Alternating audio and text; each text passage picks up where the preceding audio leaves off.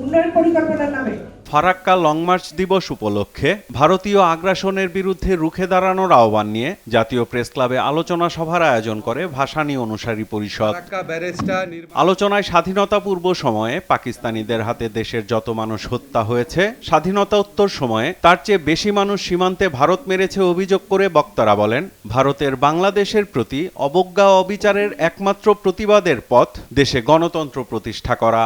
আমরা পাকিস্তান আমলে পাকিস্তান দ্বারা যতটা নিষ্পেষিত হয়েছি, যতটা অত্যাচারিত হয়েছি, যতটা শোষিত হয়েছি, তার চেয়ে অনেক বেশি এই স্বাধীন দেশে বসে ভারত দ্বারা শোষিত হই, ভারত দ্বারা অত্যাচারিত হই। আজকে বাংলাদেশে গণতন্ত্র নেই কেন? তার জন্যও কিন্তু ভারতকেই দায়ী করতে হবে। আজকে বাংলাদেশের সীমান্তে মানুষ খুন হচ্ছে কেন?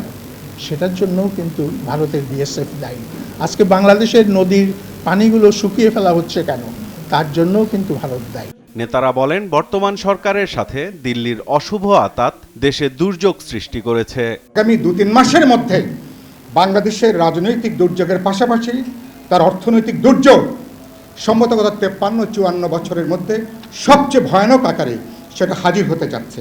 আমার দেশে নির্বাচন হবে, ভারত ওখানে বলে আমার সিকিউরিটি প্রশ্ন বিবেচনায় রেখে নির্বাচন করতে হবে। সে কে?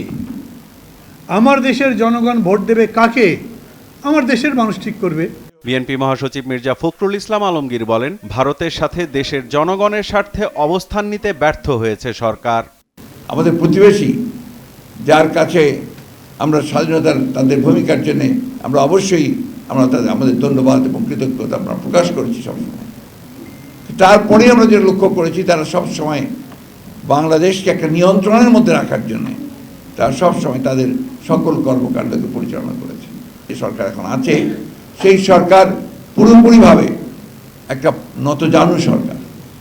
তারা কখনোই বাংলাদেশের জনগণের স্বার্থে সে একটা প্রকৃত স্ট্যান্ড নেওয়া, সেই স্ট্যান্ডটা তারা নিতে ব্যর্থ হচ্ছে। উন্নয়নের নামে সরকার মাফিয়া রাষ্ট্র প্রতিষ্ঠা করেছে বলেও অভিযোগ করেন বিএনপি মহাসচিব।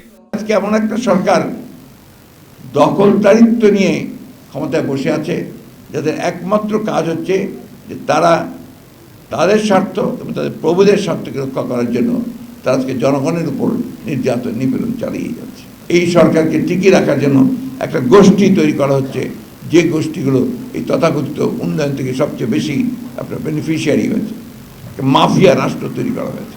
নিজেদের কাজ নিজেদেরই করতে হবে উল্লেখ করে মির্জা ফখরুল বলেন, সবাই ঐক্যবদ্ধ হলে জনগণের আকাঙ্ক্ষা পূরণে কোনো শক্তি ঠেকিয়ে রাখতে পারবে না। সমস্ত ভেদাভেদ ভুলে আজকে একত্র হয়ে।